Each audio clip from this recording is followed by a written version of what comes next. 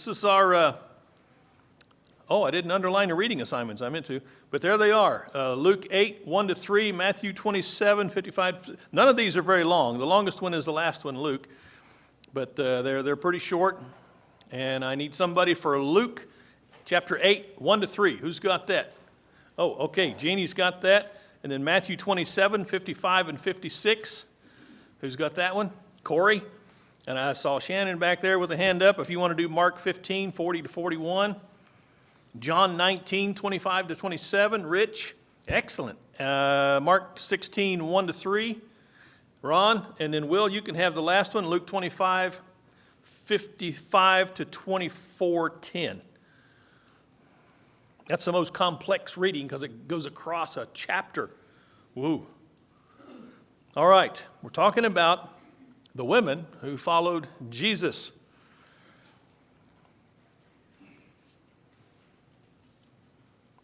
And readers, begin. Soon afterward, he went off to the cities and villages, proclaiming and bringing good news of the kingdom of God. And the 12 men were with him, and also some women who had been healed of evil spirits and infirmities. Mary, called Magdalene, from whom 7 demons had gone out, and Joanna, the wife of Chusa, Herod's household manager, and Susanna, and many others who provided for them out of their needs. And in Matthew 27, 55-56. Many women were there, watching from a distance. They had followed Jesus from Galilee to care for his needs. Among them were Mary Magdalene, Mary, the mother of James and Joseph, and the mother of Zebedee's sons. Some women were watching from a distance. Among them were Mary Magdalene, Mary, the mother of James the younger, and of Joseph, and Salome. In Galilee, these women had followed him and cared for his needs. Many other women who had come up with him to Jerusalem were also there. Therefore, the soldiers did these things, but there were standing by the cross of Jesus his mother and his mother's sister, Mary, the wife of Clopas, and Mary Magdalene. When Jesus therefore saw his mother and the disciple whom he loved standing nearby, he said to his mother, "Woman, behold your son." Then he said to the disciple, "Behold your mother." And from that hour the disciple took her into his own household. Now when the Sabbath was past, Mary Magdalene, Mary, the mother of James and Salome, bought spices that might come and anoint him. Very early in the morning on the first day of the week, they came to the tomb, and when the sun had risen, and they said among themselves, "Who will roll away the stone from the door of the tomb for us?"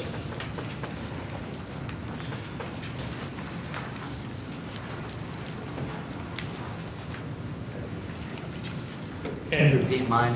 Yes. Can you repeat mine? Oh, I'm sorry. Luke 23, 55-24:10.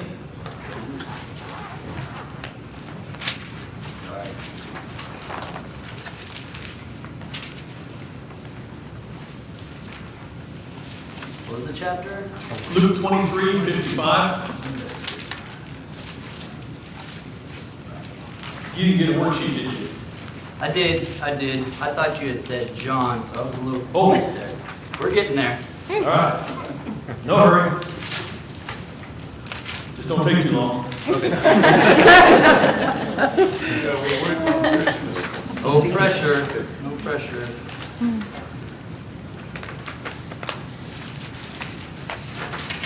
$23:55. Okay. Now the woman who had come with him out of Galilee followed after, and saw the tomb and how his body was laid. And they returned and prepared spices and perfumes. And on the Sabbath they rested according to the commandment. But on the first day, or 10, now they were Mary Magdalene and Joanne and Mary, the mother of James. Also, the other women with them were telling these things to the apostles. Now, did you read? I intended for you to read 24:1. The first 10 verses. Yeah, you're. But just you start messed back up. in 23. You know, I'll just start back You want me to do it for and I'll read it all the way through. No, he's got to redeem himself. you? Okay. I'm glad we all love each other here.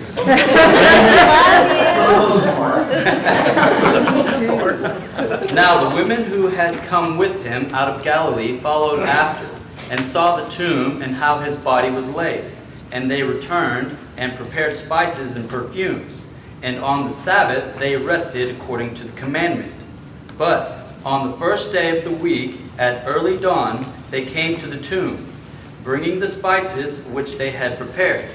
And they found the stone rolled away from the tomb. But when they entered, they did not find the body of the Lord Jesus. And it happened that while they were perplexed about this, behold, two men suddenly stood near them in dazzling apparel. And as the women were terrified and bowed their faces to the ground, the men said to them, "Why do you seek the living one among the dead? He is not here, but he has risen. Remember how he spoke to you while he was still in Galilee, saying that the Son of Man must be delivered into the hands of sinful men, and be crucified, and the third day rise again." And they remembered his words, and returned from the tomb, and reported all these things to the 11 and to all the rest. Now they were Mary Magdalene, and Joanne, and Mary the mother of James. Also the other women with them were telling these things to the apostles. All right, thank you, Good Will. job, honey. Woo. Good job. Thank you. When you're begging for readers, you don't want to tease anybody too much. All right, I should have warned you that these readings were small and they're separated quite a bit. But if you read along or listened closely, you see the common thread. And it is the women who follow Jesus. And so that first paragraph right under the readings is this. The gospel writers record that a number of women, several of whom are specifically named, they're named as being followers of and blank to Jesus. They follow Jesus and they minister to Jesus. Some of these ladies were present with Jesus during his ministry. Others at the blank and his blank. Some were present at the crucifixion and the burial. Some of these same women were also blank to see him after his blank. Some of these women were first to see him after his resurrection. All right. I didn't mean for that to be a confusing paragraph, but I wanted to make the points because I think they're all important. These women are named. They're not just some general people, there were some women that followed Jesus, and they were here and they were there, but some of them at least were named, not all of them. And they didn't just follow Jesus, but they specifically ministered to him. This is what the gospel writers tell us about their work. Some of them were there during his ministry, during the course of his ministry. These writers show us that some of them were present at the crucifixion. Some of them were present as he was being buried. Some of them were there on the day of his resurrection, and Mary Magdalene specifically was first to see him, first one to see him after he was resurrected. So these are all very important events in the Gospels, and these ladies were there for them.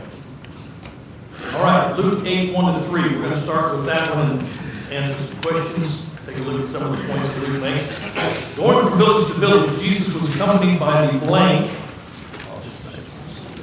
apostles, the 12, it says, but also by Mary, called Magdalene. Anybody know why she was called Magdalene? Okay, she was from Magdala, so they called her the Magdalene. I grew up in Foster, West Virginia, so I'd probably be called a Fosterine. Marty Fosterine. Or it was also Rock Creek, because that was a creek that flowed through there. So I'd be Marty the Rock Creekian. Where are you from? If you're from Bow Legs, bless your heart. Because there is a place in Oklahoma, of course, called Bow Legs. New Mexico. Have you ever heard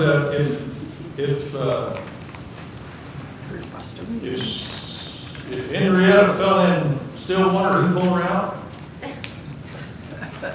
Winnie would. That's bad. Yeah. Did you know Sally saw Henrietta's bow legs? Was it pink? When did we his? All this comes out of Magdalene, so you just never know. Here we are. Also by Mary called Magdalene, blank, blank, the wife of Chusa. Anybody get her name, the wife of Chusa? Joanna. Okay. Did I give you enough time making jokes for you to get that answer down in there? Right. Joanna, the wife of Chusa, Herod's steward, and a lady named Susanna. All right. Now, when it says Joanna, the wife of Chusa, who was Chusa?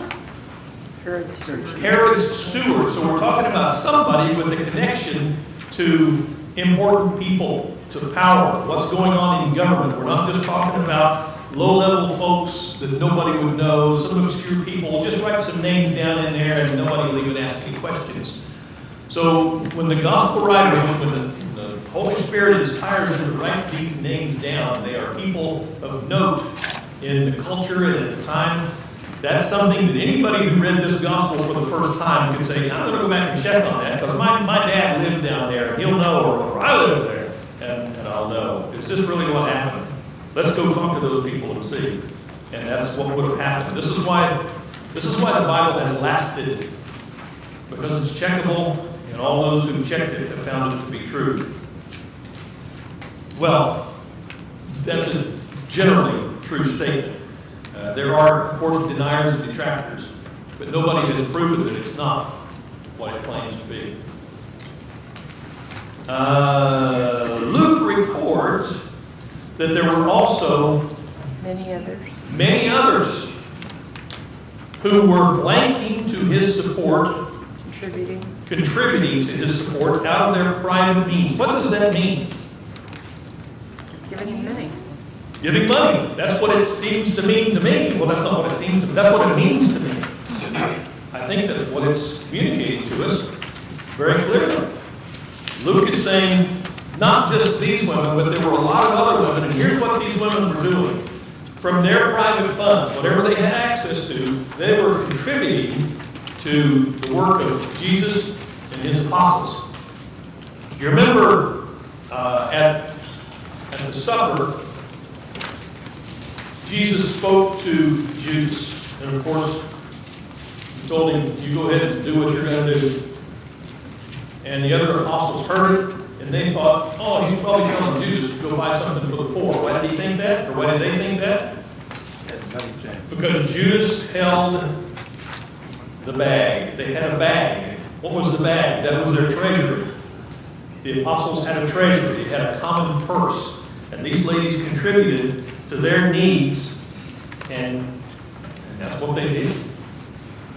So when we think about, wow, how did Jesus and his apostles, I don't know, you're going to tell me what that's about later, because I want to know.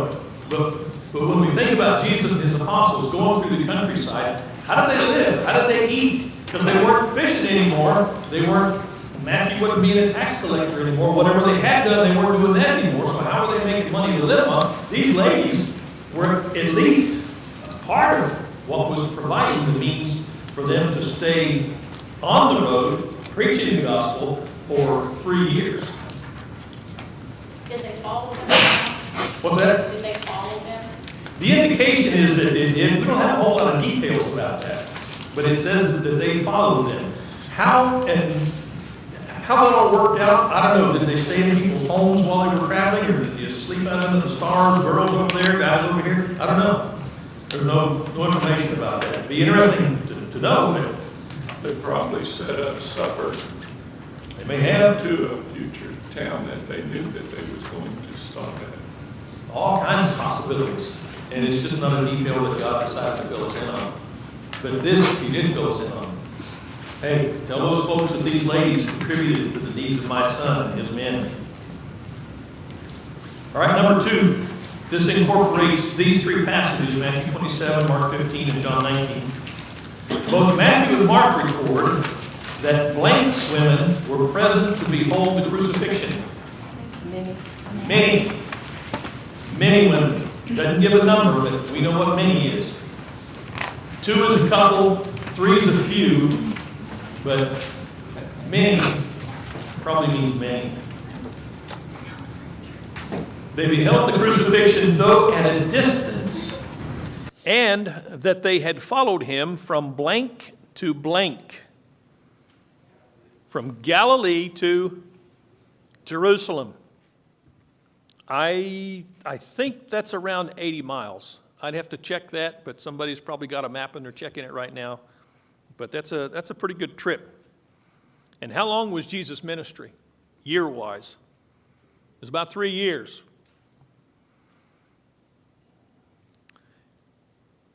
They followed him from Galilee to Jerusalem and had blanked to him.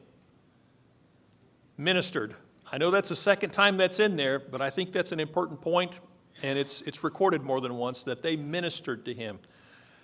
Now, wouldn't you like to know what they did to minister to Jesus? What do you suppose they might have done? You're on the road. What needs would you have? What's that? Okay, somebody's got to cook meals because they probably didn't have enough food to eat out all the time at McDonald's even. Unless they just got, okay, we need 27 Happy Meals. You ever wonder why I don't have a sad meal for all of us that go there when we're depressed? Just, I want a sad meal. I don't. Oh, that's what it is. I get it. I like it. So they might have cooked. What else might they have done? They might have washed clothes. If you're on the road, you're traveling city to city, you're going to have some dirty clothes. You might have some clothes that need to be mended. There's all kinds of ways that these ladies could have served and ministered. What's another ministry that we might not even think about that I remember because when I was single, this was very important to me? Okay, we talked about washing clothes. Oh yeah, they were the ones that asked directions. Send her into the 7-Eleven. She'll ask how to get there. What's that? Yeah, they were in the back seat. Well, get the map out, Joe. Well, it's possible that they had some medical skills, all kinds of things. Because you know what it's like when you're sick at home. Oh, let's get in. Your mom, your wife, whoever it is, any woman in the house is going to take care of you. That's just what they do.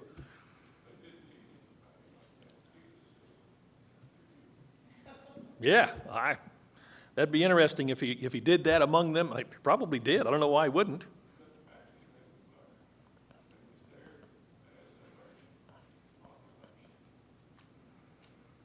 One of the ways that I was ministered to when I was a young single guy was women who would just talk to me. And I'm not talking about anything romantic. It's just, here's a wife of another married service guy, and she sees me come in. Hey, how are you doing today? What you been up to? Where do you work on base? There's something about just having conversations with other adults that are of the opposite sex that's very vital to, I know it was vital for me as a young man to know that women would take an interest in me in the sense of I'm somebody, I'm worth talking to. And it had nothing to do with anything romantic or anything like that. So I'm wondering, Jesus was a human being and he was a human being of flesh. Did he ever just need to sit down and talk to somebody who wasn't a guy? Because it's not the same talking to guys. What's a guy going to do when you tell him your troubles? He's either going to laugh at you or he's going to tell you how to fix them. And sometimes you don't need that. Sometimes you just want somebody to commiserate with you, and women are good for that.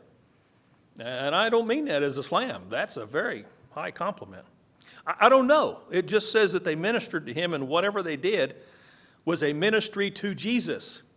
And This is another one of those places where it's like in Revelation when it talks about how the church at Ephesus gave up their first love.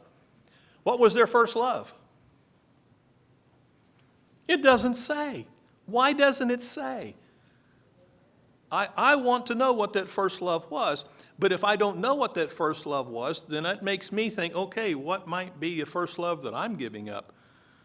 And God might want me to be thinking about more things than just one. It's like when Paul talks about his thorn in the flesh that we've talked about for the last couple of weeks. Why doesn't he identify what that thorn in the flesh is? Well, maybe God wants me to consider all kinds of things that might be a thorn in the flesh for which I would ask him to relieve me, and he might say no. If it's one specific thing, there's all kinds of ways to minister, are there not? Just for example, when Jesus was talking about the judgment day, it was the same criteria for being saved or being lost. I was sick and in prison, and what'd you do? You came and visited me, you saw to my sickness, I was hungry, what'd you do? You fed me, I was thirsty, you gave me drink. What is ministry except trying to meet someone's needs, whatever those needs might be? And if that's what those women did, they were meeting needs that Jesus had and his apostles had. Observations, comments, questions? Okay. Let's see, where are we here? The second funny-looking arrow under 2. Matthew specifically writes that Mary Magdalene was present, along with Mary, the mother of blank and blank, James and Joseph, and the mother of the sons of Zebedee. Who were those guys? Sons of thunder. Who were they? Who were the sons of thunder? James and John. James and John. Mark adds blank to this list. Salome, Salome.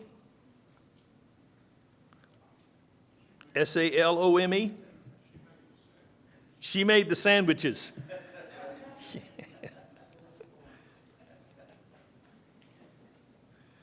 Which reminds me, shouldn't there be a mustard clinic for people who don't like mayo? I just thought I'd ask. Throw that one out there.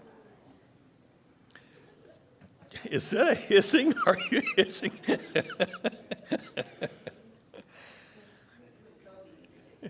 Yeah. Oh, he's got that corny stuff in his blood too, doesn't he? John, in his gospel, tells us that standing by the cross were his mother Mary, that's Jesus' mother Mary, his mother's sister, blank, the wife of Clopas. What was Jesus' sister's name, according to John? It was Mary. Isn't that interesting? Mary and Mary. Well, hey, hi, I'm Larry. This is my brother Darrell. That's my other brother Darrell. That's not such a strange thing. Remember when Zechariah and Elizabeth were told that they were going to have a son? What did Zechariah do that got him in trouble? He said, that can't be. And so the angel said, you're going to be unable to speak until the day that you name that boy. And so when it came time to name John, what did everybody expect Zechariah to call the boy? They expected him to be called Zecharias, named after his dad. The dad's Zecharias, the son will be Zecharias. That's the way they did names back then. It wasn't a huge mixed up culture where you didn't know people on the street. This was a smaller culture where you knew the people on the street you lived, and you rubbed shoulders with, you were familiar, and it didn't matter what they were called. You knew who they were. You knew who they were. And so names were a different thing to them than they are to us today. I don't know. I really don't.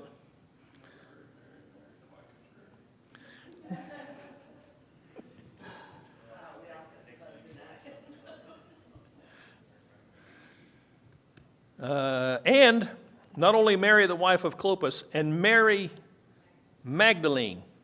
Now, I put in parentheses because one of the gospel writers says that Mary Magdalene was with those women who was observing the crucifixion from afar.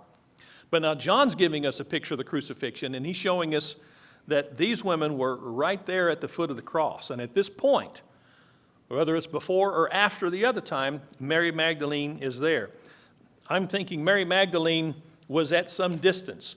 By the way, how long was Jesus on the cross? 6 hours. 6 hours. So it may be that she started at a distance looking and saying, I can't stand, I got to go there. I got to go up there. You know how that is. Sometimes you're afraid, I don't belong up there. That's a family thing, whatever. But no, I got to go. So for whatever reason, Mary was at one point at a distance with the other women, and at this point, she is right there at the cross with Jesus' mom, Mary, and his aunt. All right, Luke 23:55. William, going all the way through chapter 24, verse 10.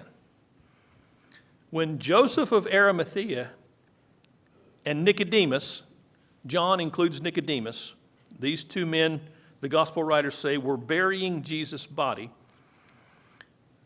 Women who had followed Jesus from Galilee were blank, blank, and returned.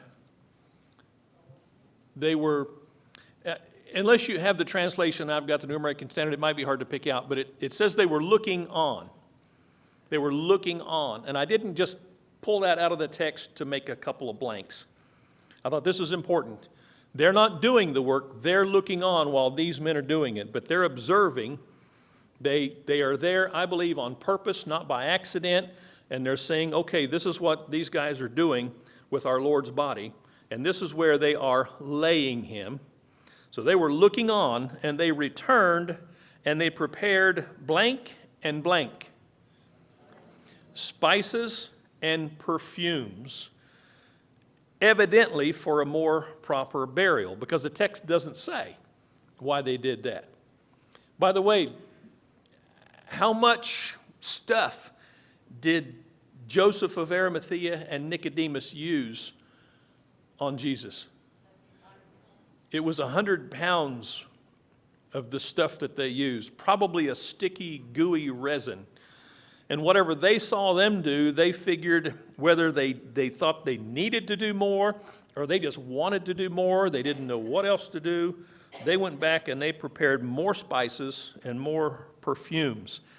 Incidentally, and I don't mean to read too much into the text, what does this tell you about what they were thinking? He's not coming out of that hole. Now that's something I'm reading into it because the text doesn't say that. It may well be they thought, well, he's going to be raised in 3 days, but I want to show him how much I love him and I want to show him how much I respect his body, so I'm going to prepare these spices. But I don't think so, because what day did they come back? Third day. Anyway, Billy?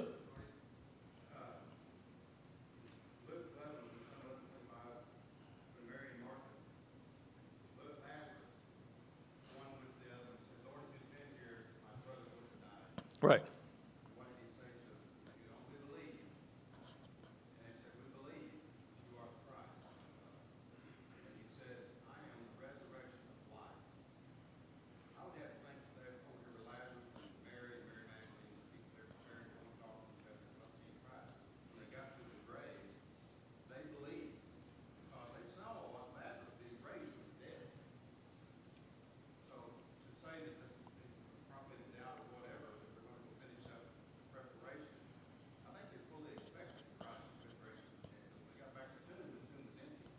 And the angel, the person sitting there, said, why do you hope living with the dead of the living?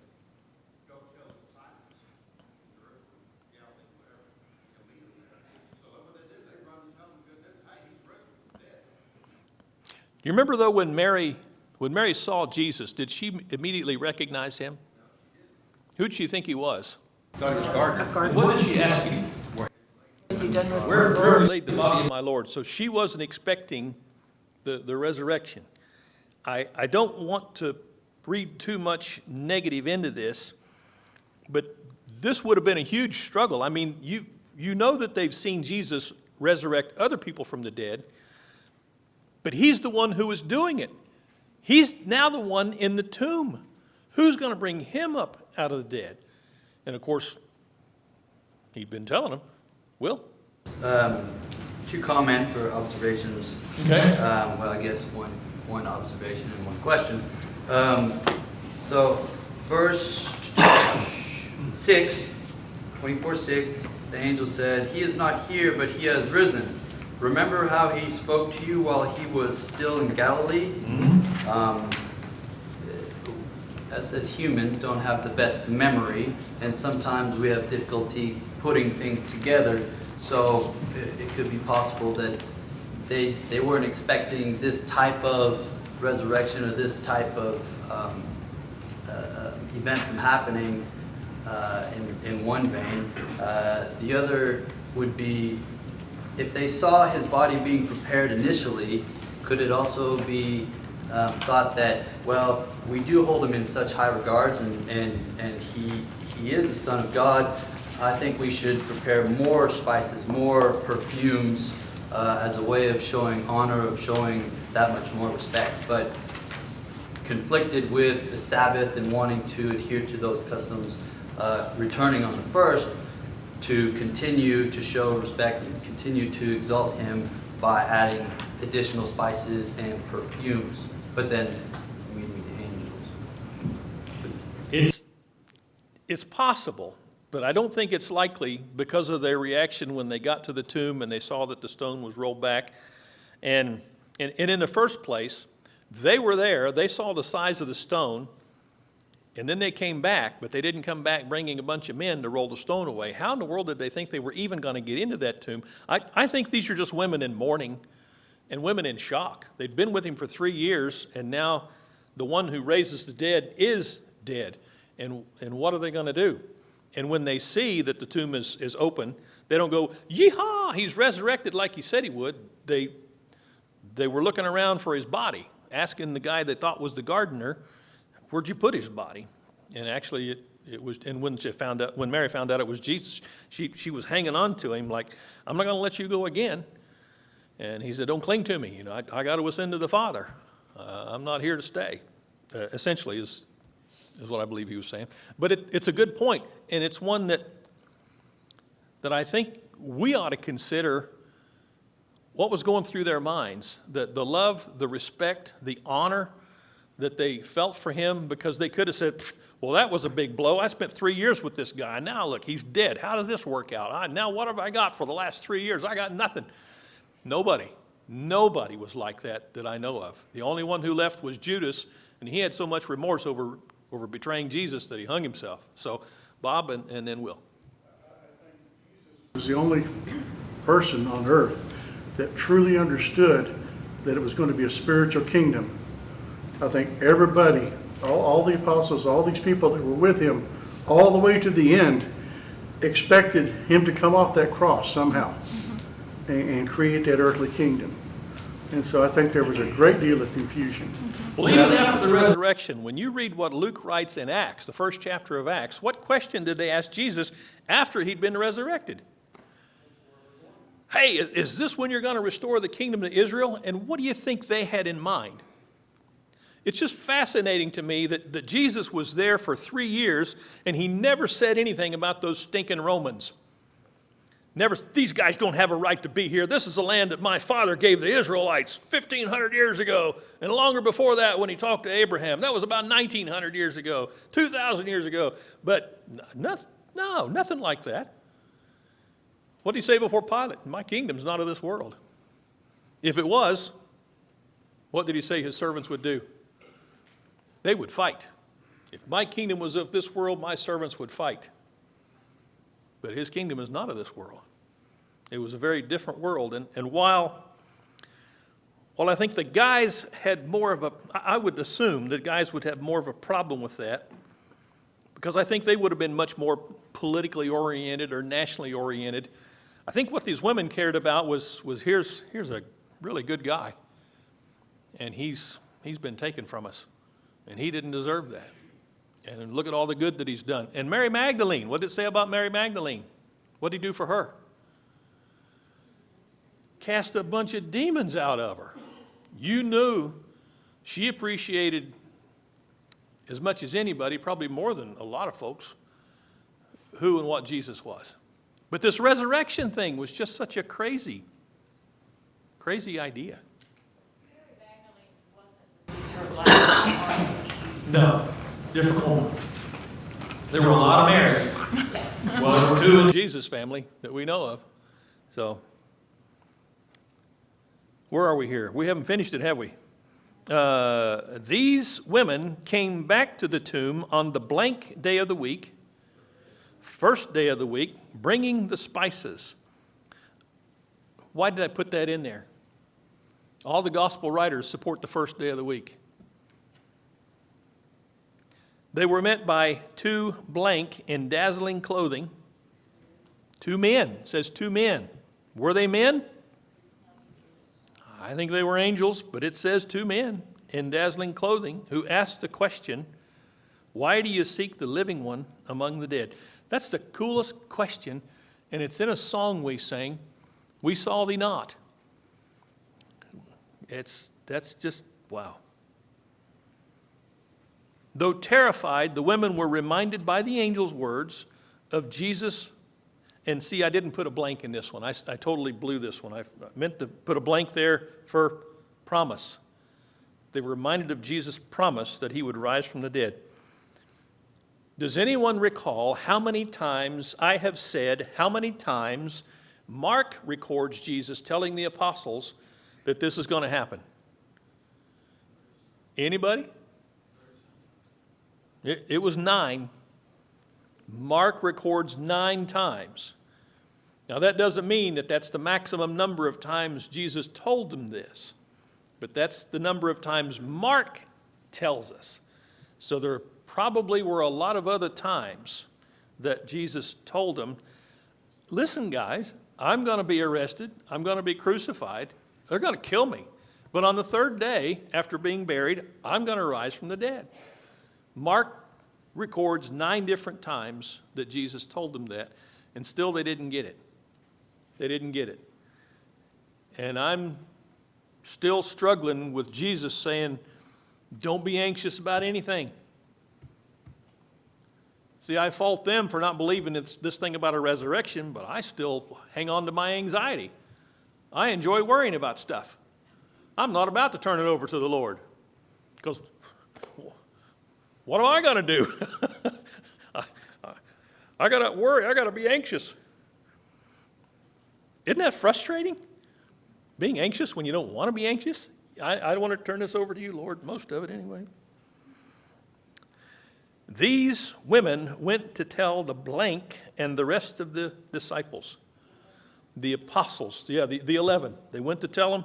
So what are some things we can glean from what we're reading? And this isn't all the details. There were more details, especially about the crucifixion.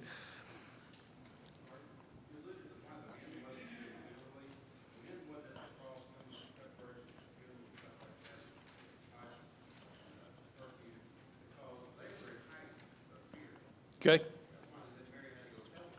How many of the women were in the garden when Jesus was arrested? See, they weren't invited, apparently, to go to that little gathering. Jesus was with the apostles for that Passover dinner. There's no record that I know of any of the women being there. And this, I'm not trying to slam, I'm just saying this is what's recorded for us. So the guys were in the garden, and maybe this was by God's design that there weren't any women there, because he didn't want any women to be there and get mixed up in what could possibly be some violence. And when they showed up to arrest Jesus, all the apostles, they scattered. They scattered. And probably, as Billy says, in hiding during the crucifixion, except for who was there that we know was there? John. John was there at the foot of the cross. Jesus looks down at his mom and says, "Woman, behold your son." And he was saying, you look at John, he's your son now. I'm gone, but you look at John as your son. And John, You look at this woman, she's now your mother. So, Social Security. I don't understand why he did that when he had his brother James. Had other brothers as well. But there was something about his relationship with John. John, of course, was the one who recorded that Jesus was at the supper and the apostle whom he loved was reclining at his breast. And that was John. John later says, I'm the one writing this is the one who was that. So there was just a relationship there. And that's kind of a mystery. Why is it that some folks have closer relationships? Why is it that God called Abraham his friend? And there doesn't seem to be anything that he called anybody else. What did he say about David? Man after his own heart. And then Jesus comes, and this John, he's got a relationship with John that's different. Why is that? Don't you have somebody that to you, in your mind and in your eyes, if you really had something you had to talk to somebody about, you got somebody you in your mind is going to go to. And you don't even know why that's true. You just know, boom, you hit it off. You haven't talked to each other for 10 years, and you get a phone call, hey, what are you doing, you goofball? And it's like you just saw each other yesterday, and you just go right on with life, because that's just the relationship you've got. So, what's it going to be like when we cross over, when we die, and we find ourselves in the presence of Jesus Christ? I don't know. I know there's a lot of discussion about paradise and what that's going to be like as opposed to heaven, because I think it's two separate conditions or two separate places. But not just meeting Jesus. Who else are we going to be there to meet? We're going to be able to ask, how come there were two Marys in your family? How come you had a sister named, what were your parents thinking? Wow, that was pretty common in our day. You ever meet a Mexican guy named Jesus? Yeah, Jesus, that's his name. So, and well, there was a Mexican prophet, Jose. He's the first one of the 12 minor prophets.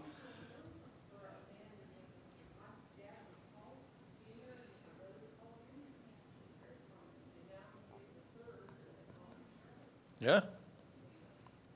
I just thought it was fascinating when you see how these women were with him in his ministry, at his crucifixion, at his burial, at his resurrection, and you read through the Acts of the Apostles, and you see women. You get to the 16th chapter of Romans, and when Paul is signing off that letter to the church at Rome, he mentions, if I'm not mistaken, at least 9 different women by name. And he starts off with a woman. He starts off with Phoebe, and he says, I'm commending Phoebe to you. She's a worker in the church, and you minister to her. You provide for her needs any way you see fit because she's such a valuable worker in the kingdom. That's how he starts signing off the letter to the church at Rome. The tendency, I think sometimes, is for us to diminish the role of women because God has dictated, I don't want women leading in worship. That's what I want the men to be doing. And that's his role for men. He's got a role for women. It's not about competition. It's always been about unity and working together the way he wants us to work together. Billy? I think this goes all the way back to Genesis when God's wisdom understood that man needed to help him. Right. All the way through, even to the end, when the Son of God died, women need to help me to understand our risen Lord has risen. How faithful to him, again, he needed to get out there and preach the news of the gospel and believe what he said. Yep. Just two different roles. And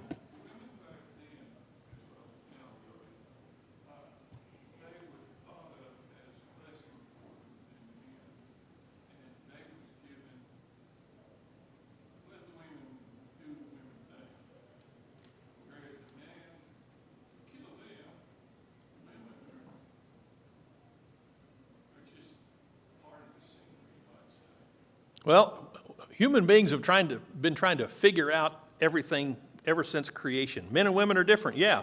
And it's so crazy that today we're saying, oh, there's no difference between men and women. And it's like, what are you drinking? What have you been smoking that you can't see there's a difference between men and women?